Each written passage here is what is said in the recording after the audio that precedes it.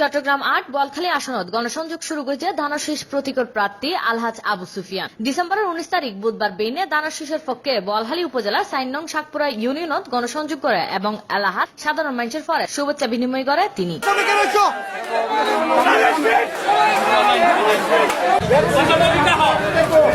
এই সময় উপস্থিত আছেন চট্টগ্রাম মহানগর বিএনপির যুগ্ম সম্পাদক আনোয়ার হোসেন লিপু, বোয়ালখালী উপজেলা বিএনপির সিনিয়র সহসভাপতি জানে আলম, বোয়ালখালী পৌরসভা বিএনপির সাধারণ সম্পাদক মোহাম্মদ ইসহাক চৌধুরী, বোয়ালখালী উপজেলা ভাইস চেয়ারম্যান শাহেদা আক্তার শেফু, চট্টগ্রাম মহানগর বিএনপির সহ দপ্তর সম্পাদক মোহাম্মদ ইদ্রিস আলী, নগর যুব দলের সিনিয়র যুগ্ম সম্পাদক মোশাররফ হোসেন, বিএনপি নেতা আহমদ নবী, আইয়ুব খান সহ আরো বোধকে।